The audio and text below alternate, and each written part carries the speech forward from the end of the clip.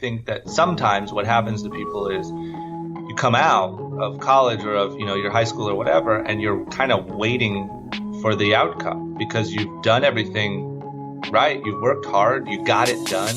Now what? Exactly the question. And I think now what the answer to that, and it might be a little hard to swallow at first, but I'll tell you, it's really fun once you get going, is now the game starts. Now it's time to actually apply it. And now it's time you have no rules now.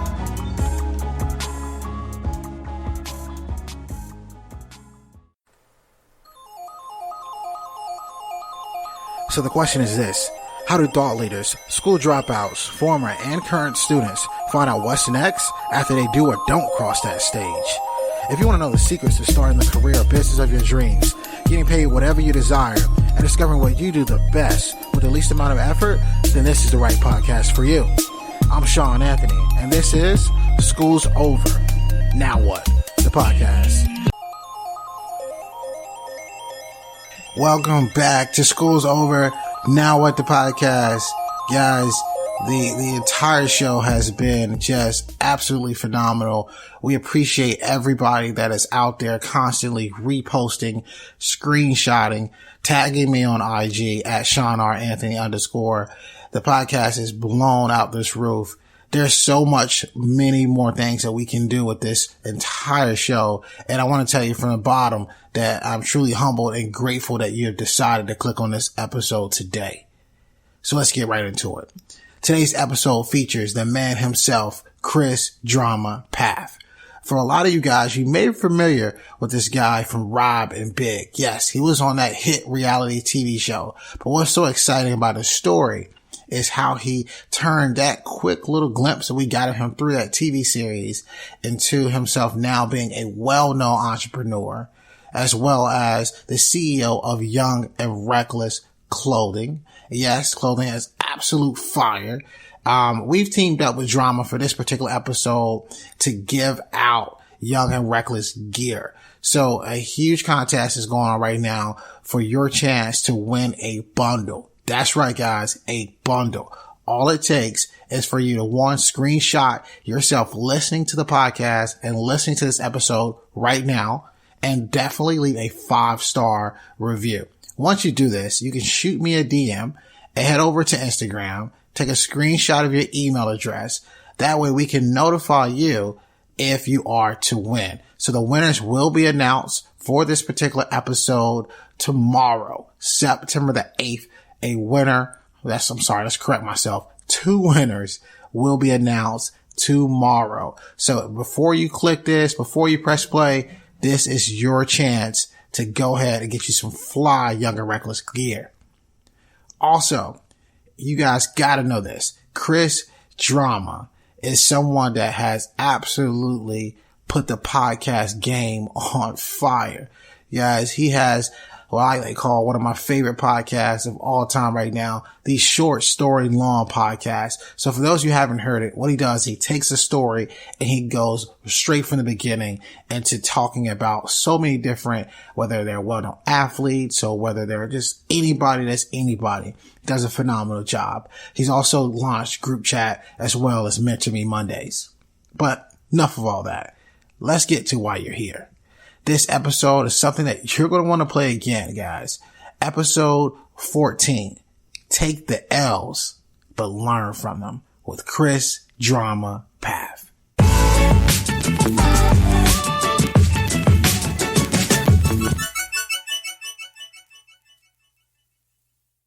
Well, first off, we want to welcome you to School's Over, Now What, the podcast. And I'm here, guys, with the legend himself, Chris Drama. You are the CEO of Young and Reckless. You also are the host of I would like to call it the best podcast out, Short Story Long. And we're just excited to have you, man. Welcome to the show. Man, amazing intro. I appreciate all the positive vibes, and I couldn't be more happy to be here. Oh, perfect, man. So take us back to the beginning where it all started. I want to go back to that kid in Ohio, man. Yeah, kid in Ohio, I was a very antisocial. I've learned as I got older, I was an anxiety riddled little brother. and son to two amazing parents. And I, at an early age, like, 11 or 12, I really just fell in love with skateboarding. And so my whole life revolved around skateboarding. I tried to look like my favorite skateboarders. I spent all my time watching my favorite skateboard videos. My parents wanted us desperately to be in school activities and sports and stuff like that, but I could not be bothered. I just had my eye on skateboarding, and that's all I focused on. And I was the kid that was walking through high school with his hood up and his iPod headphones in so the teachers couldn't see him and yell at him. And I really had one goal, and that was to get done with school as quick as possible and move to Los Angeles just to be around skateboarding. That was my thing. Man, so you grew up around skateboarding, loved skateboarding, and you said you wanted to kind of check out your talent to Los Angeles. Why LA? Why of all places? You want to know why LA is not only, beautiful and the weather's incredible and it's just absolutely filled with opportunity and action and just things happening, but it's also the skateboard capital of the universe. It's where all the skateboard companies are based. It's where all the pro skateboarders live and all the best, skate parks and skate spots are. So I just, when you're growing up as a skateboarder, LA is kind of like dreamland for you. Man, so it sounds like it's the Mecca, and people are very familiar with you, and you were on TV for a very good time, man. How did you land on MTV? Really, the way that went down, was, so I moved out here, and the only person that I really knew out here at all was my cousin, Rob Dyrdek. And, when I was growing up, he grew up about 4 hours away from where I grew up. And also he moved to LA when I was like, I don't know, maybe 3 years old, right? So I barely knew him growing up. I only saw him a handful of times my whole childhood, and I didn't really know him at all. I just knew that I had this really cool skateboarder cousin. So obviously when I was getting ready to come out to LA, I hit him up and I said, hey man, I'm willing to do anything to just be out there. I'll clean floors. I'll film you skating. I'll do anything under the sun, but I'm coming out as soon as I graduate in July. And so I came out, and we ended up just becoming super close. And he's really still to this day like a big brother to me, for real. Like, he's taught me so much about just how life works and how things work and whatever. And so I moved out. I got really close to him, and I was kind of looking around for jobs at skate shops and stuff like that. And I ended up, last minute, his assistant quit one day, and he said, well, do you want to be my assistant? And I said, oh man, I don't even know what an assistant is or what an assistant does. And I don't know how to get around out here. Like, I don't know anything, but I might as well, because my other option is working at a skate shop. And if all else fails, I'll just go do that anyway. So I started working for him.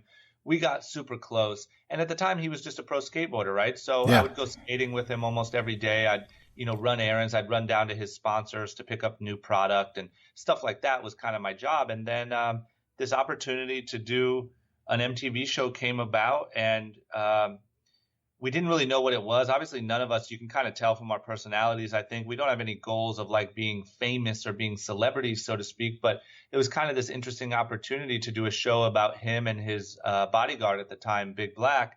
And we messed around with it, and we shot pilots, and those guys shot hours and hours and hours of potential video. And it took about a year, and it took about 9 different edits of a pilot until eventually MTV said, yeah, we'll take it. We'll give this a shot. That ended up being called Rob and Big. And it just absolutely exploded beyond what we could have ever imagined. And we became, celebrities, for lack of a better word. We became really recognizable, and everything kind of changed without, us really planning for it. Man. So when you're in Ohio, when you take this leap of faith to LA, were you ever nervous? Was there ever, a side of you that said, man, I just don't know about this? I mean, I was beyond nervous, and I was straight up scared to the core of my being. Like I said, I grew up with a little bit more anxiety than what I really realized, meaning like I'd be the kid when I was super young that would be scared on the first day of school. I don't know why. I just remember being scared to go to school. And I was also the kid always trying to fake sick or find reasons to go home because I just didn't want to be there, and I didn't like being out of my element. So when I moved to LA, I was just so driven by wanting more opportunity and wanting a better life, and by skateboarding. But I was absolutely scared out of my mind. And I think, the first night I remember sitting on the couch and in tears and calling my mom and saying, I don't think I can do this. I think it's just a little too crazy. I ended up coming out by myself without my brother or anyone. I didn't know anyone. And I was just like, man, I'm just out of my world here. And I think I took too big of a leap. And I ended up sticking that out. And I remember even early days when we were filming Rob and Big, like I found this little hideaway spot out on the back stairs behind Rob's house. And I would just go out there and like just be kind of overwhelmed and panicky and just not knowing how to really handle everything and just having to kind of go breathe it out. But, you face enough of those and you kind of toughen up and learn that nothing's as bad as you expect. And, I was really fortunate. It all worked out. Wow. Well. So what kept you going though? Like in those darkest moments like that, and especially having to get away, what kept you really going? So I've learned, once again, as you get older, things seem to kind of get a little bit more clear, but I've learned that what really keeps me going in general is just this constant urge to grow and to learn and to become a better version of myself. And it sounds a little cheesy, but I really mean that. And that's really the core of like what keeps me going. So I feel like even today, my biggest battle is between not wanting to leave my element, my comfort zone, kind of what I have figured out, and also desperately wanting to grow and evolve and keep pushing forward. And I think, when I came to LA, I was so fortunate to see success and see happiness on a level that I never thought existed. And, I was able to watch a hit television show be produced, and these guys go from a bodyguard and a pro skateboarder to superstars, and watch brands be launched and watch, brands explode. And I just saw all these things. And I think if you see all of that and you, in the core of you, you think that you're capable, I don't know, you have to be almost stupid to not just sort of go, you know what I mean? And not just sort of say, hey, these fears can wait and these things can wait. And I don't know, just really push. And it's a battle, and it's something that I still battle today on certain things. But that's kind of the core of my evolution, is how much can I face those things and push forward. Man. So it seems like, there's a big conversation that everybody is having all the time about the value of education. Here you are at Ohio, a kid fresh out of high school, and you chose a route that gave you hands-on experience. What do you think that the importance of having that hands-on experience, that you had? Like, how important was that for you? Yeah, I think it's like, beyond priceless. I can't even explain it. And now, at 31, I have a lot of conversations and a lot of debates and stuff about formal education. And I don't think there is any like one answer, right? Like that you need this type of education or you need that type of education. But I will say that all of it is education. So mentorships and internships and all that stuff is education just as much as Harvard could be for some people. It just depends on knowing what you're trying to get out of it and humbling yourself and truly learning, and I think that it's really in every young person. It's their responsibility to take a moment and say, well, who do I really want to be? What's important to me? And where do I learn that? There's certain things that kids want to be that the best schools in the world are going to teach you the best. And you should definitely pursue that if that's your thing. But there's certain things that people want to be that school might end up being a waste of time and a lot of debt you don't want to deal with. And you need to realize that an internship or that sort of thing is just as much an education as anything else, and go track it down and find it. Oh, for sure. And education, of course, it helps you learn a lot of different things. And one of the things I think is so cool about your story is that here you are with skateboarding on your mind, but somehow you had to get educated to kind of launch your own clothing line, Young and Reckless. Can you tell us a little bit about your thought process on getting that from starting to where it is now today? Yeah, I'll say a lot of it was just taking the bumps and bruises and moving forward and knowing, I think that one thing that we all do wrong, including myself, is like almost your whole life and your whole world is wrapped up into today. And if you fail today, in that moment, it feels like you are a failure, or your whole clothing brand or whatever your business is going to fail because you failed today. And I think constantly being able to remind myself that, I was lucky to even be here. meaning, kid from Ohio with no formal college education was lucky to even have a shot at making a clothing line that was seen on such a level. And, I need to just take the bumps, take the bruises, take the lessons and learn through them and try to really just take what I learned and grow. And, I launched this thing off a reality TV show, and I was in kind of the streetwear clothing space. And that's a space where gimmicky, cash grabs and stuff like that is not respected. And I had a lot of weird trips to early trade shows and stuff like that from people who ran, clothing brands that had been around for a long time. And a lot of people looked at me like I wasn't serious and I was just in this for the quick money. And I knew it was really tough, but I knew subconsciously that, if I stuck it out, that I could change that perception. But it took years of taking those bumps and taking those hard lessons. And then finally things start to happen where, people are excited to even talk to you about Young and Reckless, or people think it's so cool to meet you, or they grew up, their first t-shirt was Young and Reckless. Yeah. Now we've been around for 9 years. And it's like, sort of run into a kid that I was on TV since he was, 6. That's and crazy. Young and Reckless on his older brother since he was 8. That's like, holy cow, this is a whole different thing. So it was really just that, you got to take the L's, but learn through them, Yeah. And speaking of taking L's, like what's one of those biggest L's that you've taken just launching the clothing brand itself?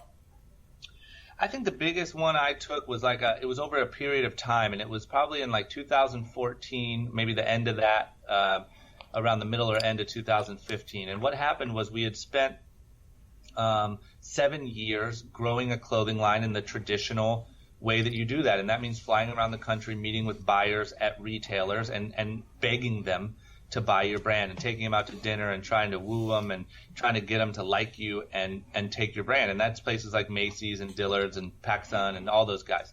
Yeah. And it worked, and we were doing really well, and we were doing better than we had ever been doing, and we were in all these retail stores. And then kind of slowly but surely, retail as a whole started really running into some trouble. And some of the places that we had built the brand at filed for bankruptcy, and some just were sending back orders, and some just weren't making any new orders. And there was really a pretty quick shakeup that happened. And I think that caused quite a big ripple effect through my world, especially through my ego and through my self-esteem, and it really rocked me on that level. And luckily, I have really smart people around me, and we were able to pivot very quickly and very aggressively and save ourselves from any real trouble. And now we're, a lot of our competitors are gone, and we're, bigger than we've ever been, mainly e-com and stuff like that. But man, it was a year of firing close friends and a lot of long nights wondering what I'm even doing this for. And I really got my butt kicked for about a year straight. It felt like every day I came to the office there was new bad news. Yeah. And it was rough, but I will say it turned me into a completely different person. If we did this podcast before that happened, today you're talking to two different people.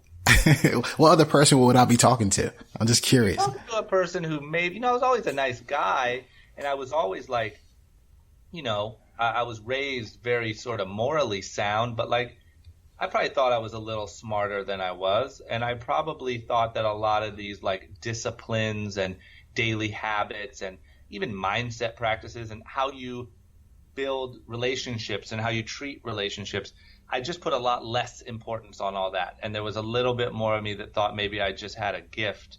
Mm-hmm. And, things were sometimes easier than they really are. So it sounds like going through these hardships, it kind of humbled you to a sense.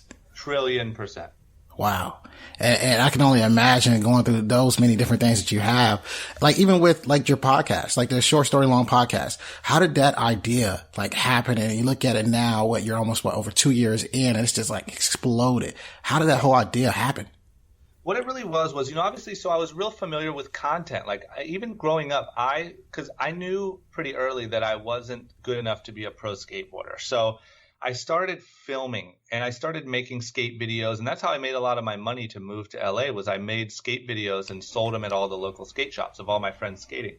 So I was big on content. I was big on filming, big on all that stuff. Then I moved to LA, become part of this massively successful MTV show. I watched how all that happened. Great. So content, I'm a big fan of, and I'm decent at making it. I think that what happened was after the TV show ended in about 2015, I wanted to take a little bit of a break. And it wasn't even as conscious as I'm making it sound, but like I was just kind of worn out. I was worn out about having to perform and put stuff out and be kind of judged a lot, and everything depends on what people think of you. And also I just wanted time to really run my business and get through some of those hard times and just do things the right way. So finally the time came around about 2 years ago where I just wanted to start putting out some content. And I wanted to put out some content based around who I really was. I mean, my character on MTV wasn't exactly who I am. Yeah. I was a little bit more jokey and kind of just messing around a lot. And so it wasn't anything that I could really scale or really build on. And so I really just kind of dug around. And what I am at the end of the day is I'm a kid from Akron, Ohio, who came out without a college education, learned from really smart people, tried stuff, and was able to, live a life that I never thought I'd be capable of living. And so what I wanted to do was bottle that up in the form of a podcast and learn those stories over and over and over, and lessons and tips and all that stuff from other smart people, because that was really my education. So I wanted to bottle that up, put it out every week. Podcast was the perfect format. Nobody could tell you what to do or how long to go or when to put it out. And I just started recording, and it really turned into something way beyond what I pictured when I pictured it 2 years ago. Man. And I mean, that's something that I think so many people that are listening right now, a lot of our listeners, they're very familiar with your podcast, and there's so many episodes, right? What episodes would you say, two questions. What episode would you say is your favorite episode of all time? I think my favorite episode of all time is with my friend Kevion. It was episode number 50. And for a lot of reasons. I mean, he absolutely killed it and did an amazing job, but also I didn't know him at all before we recorded that episode. And a mutual friend reached out and said, hey, you should interview Kevion. And I said, all right, I trust you. I'll do it. And he came on and absolutely crushed it. And from that, we built a really strong friendship. We talk every Tuesday morning now at 7 a.m. He's like my informal life coach. Mm-hmm. He really just speaks my language. He grew up skating also, but has done a lot of the self-help stuff and knows a lot of that strategy. And it also impacted people in a way that no other episode has, meaning he's not a celebrity. He's not like, oh, I'm just dying to hear Kevion's story. Yeah. But for some reason, people come up to me, a few times a week and say, man, that episode with Kevion really changed my life. And I don't know exactly what it was, but if I could bottle it up and put it in every episode, I would. It was a real treat. Hey guys, so let me take a guess. You're enjoying the show. And if that's right, please make sure that you take a screenshot of you listening to the podcast right now and tag me at Shawn R. Anthony _. I promise you this is going to help in amazing ways. And while you're at it, hit the 5-star rating and subscribe. With that being said, guys, let's get back to the show. We're going to have to put that episode in the show notes so they can find it. They will love it. Man, that's for sure. So a couple things. Then the second question I really wanted to ask you is that this whole podcast is for that person that's trying to unlock their inner gift. This podcast was created for that student or that person who dropped out of school or a former student who still can't find out what to do next. So the question I really wanted to ask you, especially with your podcast and so many, nuggets in your podcast, is there a particular episode that comes to your mind that you think they will find a lot of value in? Definitely not to repeat, but definitely I'm telling you that episode, how you just described your audience, they will 100% hit you up and say, whoa, that one really got me. There's something about the way he went about things and really did stuff that was really powerful. On top of that, I'm actually looking through as we speak to try to really tell you. I mean, there was one episode that I did with a guy named Ed Milet. Mm-hmm. And he's this guy that, I don't know, I think for from a distance, he looks like this super buff, clean cut, multi-hundred millionaire flying around on jets. And to be honest, when he came in, I was like, man, I don't even know if this is my type of dude, or if this is, this kind of seems like the type of guy you see from afar and you're like, oh gosh, not my thing. Mm-hmm. And he came in and he really told his story of, being with his dad and not being able to afford, a place to live and sleeping in bathrooms and just thinking that he was completely worthless. And then he had one event that happened in his life that truly, not to sound too, dramatic about it, but it truly changed his whole perspective of what he was capable of. And I think at the core of a lot of us, that's what really holds us back, is what we think we are truly capable of even doing. And he put it into words really, really well. And he has a lot of really good lessons and kind of, like I said, words them really well on how to do some exercises and change some ways that you're thinking in your life. And, he just posted on Instagram this morning. I saw that he just bought a new Falcon 900 private jet. Like, this guy is absolutely balling on a level. Balling on a level that's beyond, next level. So that was a really good one too, because it took somebody who you see as this guy that's kind of a little out there and in a different world than you, and he really just, I don't know, we really connected, and now I consider him a really good friend and mentor. Man, it's so dope.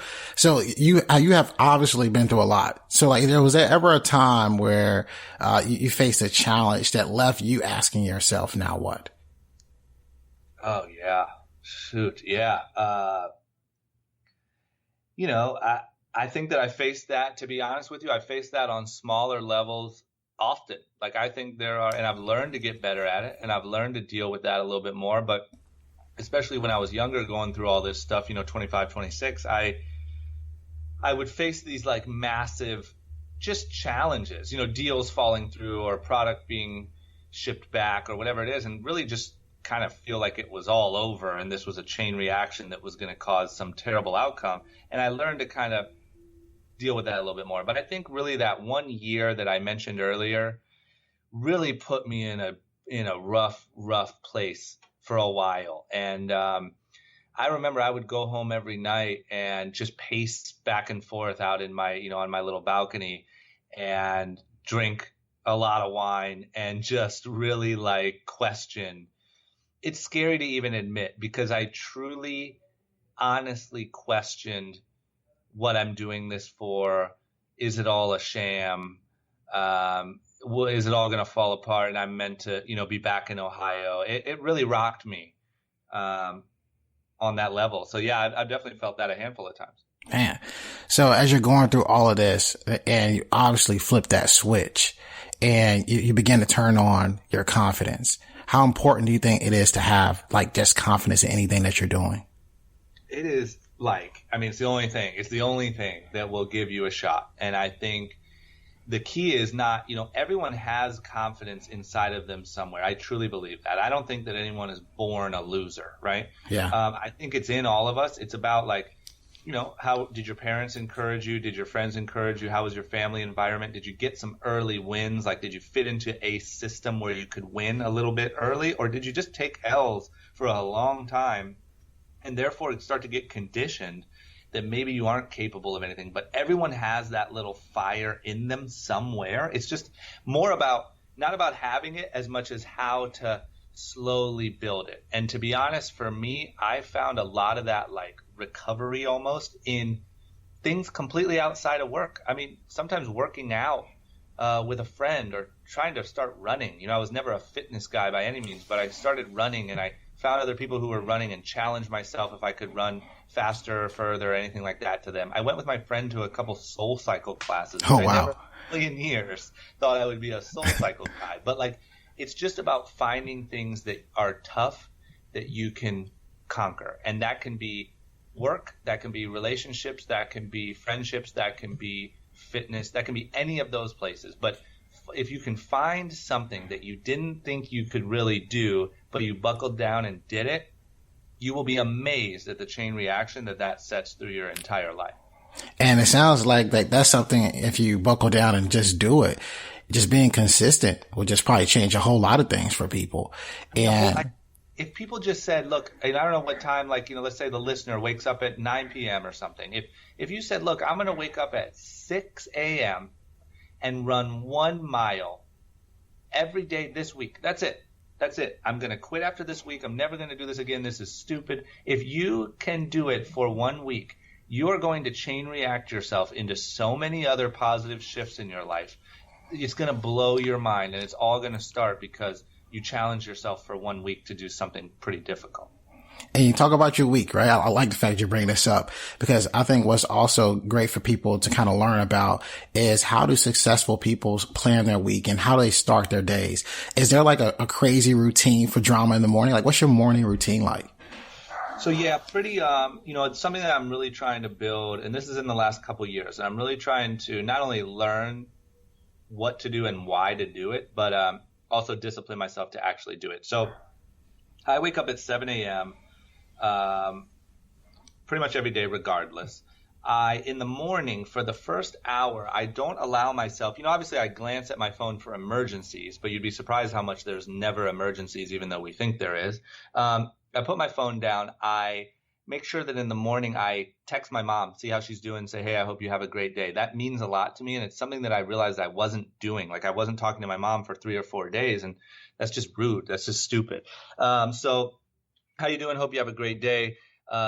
Drink some water. I make sure that I read a little bit. Like if on a great day, I'll read for half an hour if I really have time. If I don't, I'll read for 10 minutes. But it's something about getting positive information into your brain early that's so important. I meditate for 10 minutes. I take a little shot of vitamin C. Let me look at my list and see what I'm missing. And then I write 5 things in. I started a little gratitude journal. It sounded super weird, super corny to me in the beginning, but I started doing it. And then I started throughout the day when somebody sends me a nice text or maybe there's a cool Instagram thing or whatever it is, I'll screenshot it and then I'll cut it out. I'll print it, cut it out, and staple it into my gratitude journal. So every morning I'm writing those 5 things that I'm really just thankful for. And then I have little staples on the days when I have a cool screenshot and put that in. That usually takes up my first hour. And the point of it all is this. If you can start your day on offense and start by worrying about yourself, then you'll notice after that hour when it's time to grab your phone, you're approaching the day on offense, right? If you wake up and check the news, check Instagram, check all these things, you're just getting bombarded with mostly bad or information that you're jealous of somebody's great life on Instagram. You really start the day on defense and in a bad spot. Rest of the day, I work out Monday, Wednesday, Friday on at 8:30. I'm really trying to get a little buff. I've always been skinny my whole life. I get a little work done from the house. I head into the office at about 10:30, and then it depends. That part all depends. Some days I'll have a podcast. Some days I'll have a lot of meetings. Some days I'll have I'll go link up with somebody for lunch that I don't really know what the outcome is going to be. And then at night, I would say 75% of the time, I like to try to do something fun that I enjoy, but I like to be, out of the house doing something. I go bowling every Tuesday with a close group of friends.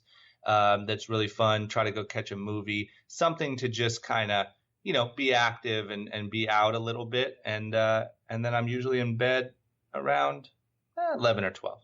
Man. So it sounds like you have like a huge value for family and friends. I love the way that you're kind of kicking it off. You're hitting up your mom. You're spending lunch with your friends. I mean, you sound like you have a good balance, like a work-life balance. Was that always the case for you, or does it just happen out of nowhere? No, it wasn't the case. And I think once again, that's another change that happened for me during that rough time. And I think, part of the reason why a rough time can throw you into questioning why you're even doing any of this is because there's no other reason why you're doing any of this, right? If you're doing this for success and Instagram followers and money, then when you have a rough time, you literally see your whole life disintegrating. And I think that I kind of grew up in business. I was really fortunate to be very successful very early. I started Young and Reckless when I was 22. And, by 24, I was already making millions of dollars. And, I had a lot of early success, and that's great. And that's a really cool story. But the problem is I wasn't truly equipped for it. And I didn't have all the mental tools to really handle that type of, every type of what comes with that. So the point is, I realized in that time that there was much more that was important to me. It wasn't just who can work the hardest. Look at how hard I work on my Instagram. Um, and I made sure I looked around at some of the places where I was neglecting those relationships. And I still, don't get me wrong, I'm by no means where I should be and where I could be. But I try to set as many like little reminders as I can and little things I can to make sure I cover some of those bases. Because it just, I don't know, once again, it sounds corny, but it really, when you go through rough times and your family's still there and your friends are still there the same way that they were when you're in good times, it gets a little easier to deal with, you know? Oh, for sure. And you always have been somebody that's added a lot of value, and it just comes so authentic and naturally. Like, you're not the guy that's saying, hey, you should go up, just get out the couch, go lift some weights and go live your best life. You give people value that they truly care about. And I'm watching a lot of your newest endeavors. Can you tell us a little bit about, your Mentor Me Mondays, which I think is going to be phenomenal? Yeah. And you know what? I will say quickly, that's literally the best compliment on earth that you could give me, because that's all I'm trying to figure out how to do. Like, I realize how important content is and how important building an audience is, but I'm never going to be like motivational weirdo guy. Like, yeah, it's just not my thing. And so really every day I try to figure out how I can put out better content that authentically, you know, teaches people what I know. And so anyway, thank you. But Mentor Monday is a thing that I started where I realized as I was doing podcasts and all this content that I was talking to like successful entrepreneurs and athletes and all this stuff. And that was great. And it was like, you know, I was getting a lot of good lessons from them, but I wasn't directly interacting on a content level with my actual followers and my actual audience and the people who have those questions, because a lot of times those questions are a little different. And so I just came up with this concept where throughout the week, I meet up with my followers, one of my followers, or, you know, or two. And it's usually people who's building a business or trying to get it figured out, or maybe has a business that isn't going well or whatever it may be. And I just sit and talk with them. And the whole thing I'm trying to accomplish, I've done like 9 or 10 episodes, but I'm really trying to accomplish, like, not that I'm some business guru or like a teaching class or anything like that, but like, let's just have a conversation. Let's just act like we went to coffee and we're long lost cousins, and you can ask me anything in the world that you want, and I'll tell you what I know. And the goal is, by putting that out, not only am I helping my audience one-on-one, but I'm also hopefully connecting with thousands more of them by posting it, because maybe they have the same questions. So what do you think the value of mentorship is, and how has it played like an important role just in your life in general? What do you think the value behind that? I think it's insanely valuable, and I think that it's something on some level that everyone needs, and all successful people have had. I think that, you know, it's kind of like there's just so much that you can learn from reading or from teachers or from school and from a formal way of learning. There's a lot you can learn. And don't get me wrong, like, it's mind blowing how much you can learn. But there are little nuances and tricks and, you know, tips on how to actually deal with people and to deal with like systems and to deal with company culture. And you can only do it from actually doing it, or from watching someone actually do it, or from someone coaching you through actually doing it. I think, you know, like, company culture is a big hot topic, and it's something that people talk about a lot. I can go home and read 25 books about how to build a successful company culture, but if I don't know how to actually come in here and talk to 3 people and start to put that process into place, it's all going to be for nothing. And I just think it's a different type of education that everyone should really pursue on some level. So if you're trying to pursue that, and let's say your biggest struggle and you're trying to find the right mentor for you, and because somebody's listening right now and they struggle with this, and they're coming out of school and they want to be somebody, but they don't know how to establish like their personal brand, how should they market their personal brand? Well, here's the thing. I think that if you're coming out of school, or you're that listener and you're in a place where you don't really know yet, I think that there's nothing wrong with spending some time soaking stuff in before you put anything out. And I think that a lot of people get ahead of themselves because, of course, I get it. Nobody wants to walk into a room and just be the student or be the dumb one or be the one that doesn't know anything, right? Everyone wants to kind of hold their own weight and have some value there. But I think when you're early on, there's nothing wrong with humbling yourself and just absorbing and learning and being useful to people and helping people. And there's this new generation of young people that's happening right now. And I've met a bunch of them. And I don't know whether it's Gary Vee or like where these kids are learning this sort of etiquette, but they will come up to you. They are nicely dressed and they will say, hey, man, if there's any way I can be helpful to you, here's a couple of my skills. Let me know. I would love to help you. And I'm not kidding. These guys have placed me on podcasts with other entrepreneurs and stuff. These guys have helped with stuff with Young and Reckless. I mean, the amount of things that these types of guys have done, guys and girls, because they're just willing to sort of let their guard down and say, here's what I'm good at, here's what I'm not, and I'm willing to help in any way possible. And I'll tell you what, those guys and girls are going to be the winners in 10 years, no question. Oh, without a doubt. I mean, they're already out there putting themselves out there saying this is my skill set, and they're actually being exposed to like how deals are done or how things are launched. That's only going to make them better. Like without a doubt, 100% agree with that. So here's the question we ask, and we ask this question to all of our guests that we've had here on the show. If you were that student, or if you were graduating, or if you dropped out, and you were asking yourself currently the question, school's over, now what? What advice could we get from Drama on that? I would say now it's time to get in the game. And I think, the way we go through that process is we go through school, we try to do well because we want the outcome, right? We want the outcome to be good. Yeah. Maybe we go to a good college because we did well in high school, and we do really well because we want the outcome to be good. And I think that sometimes what happens to people is you come out of college or of, your high school or whatever, and you're kind of waiting for the outcome because you've done everything right. You've worked hard. You got it done.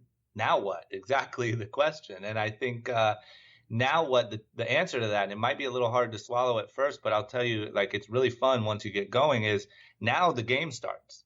Now it's time to actually apply it. And now it's time you have no rules now. You don't have a time to be at class. You don't have a curriculum. You don't have notes to study. You don't have a test to do at the end of the week. Now it's time to really get out there, apply yourself, try your ideas, learn as much as you can, look stupid, have big wins, have big losses, and enjoy what life really is and what entrepreneurship really is, or what, being a CEO or a business lead, whatever it is you want to do. Now's the time to really get out there and do it. And I think you got to do it. You got to have fun, and you got to be doing every single day. Man, that was knowledge. Yeah. The lead up was just practice, man. Now it's time to go. Man, that was knowledge, man. Dropped knowledge. And that had to be one of the best responses I think I've ever heard on that one, man. You totally rocked it. And you got to get out there, and you really got to say to yourself, all right, this is my time to shine. I think the coolest thing about being like in your 18s, or even falling into your 20s, asking yourself, now what? The coolest thing is now's your time to go out here and screw things up. You may not have any kids yet. You may not have established any like small house loans. Now's the time to just go out here and blow stuff up.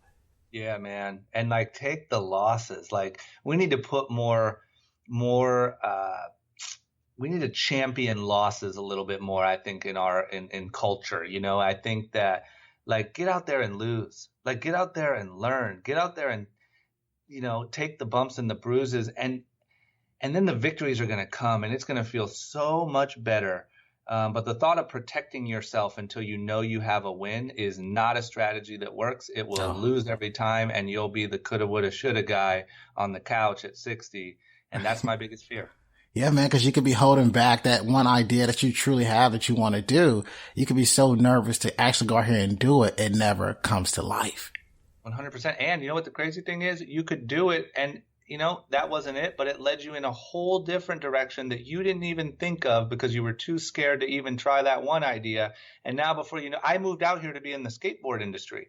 I moved out here. If my wildest dreams came true at 14, I would be a pro skateboarder right now. And I will tell you honestly, I have a lot of friends now that are pro skateboarders, and I wouldn't trade my life with them for a second. Wouldn't even consider it. And that only happened because I went after that one goal and watched where it kind of unfolded, and, bobbed and weaved with it. And here I am, happy as can be, and very fortunate. Man. So like, what do you have next? Like, people always wonder, okay, what's coming next? How do you think what's next? What's up? What's next for you?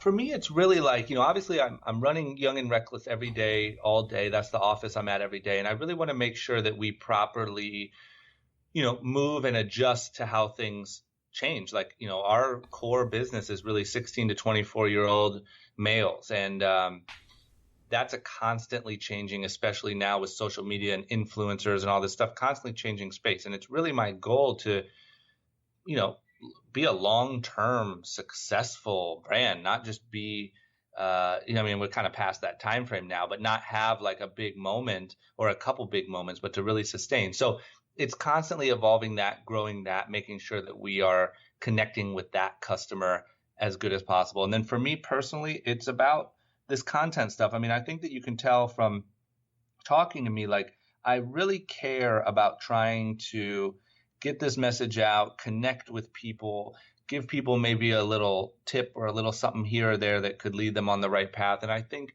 it's my job to just make sure that I'm doing that the best way. If that's podcast, if that's YouTube, if that's a TV show, whatever that is, I'm exploring all options, and obviously just have become a podcast machine to make sure that I get that out and connect with people.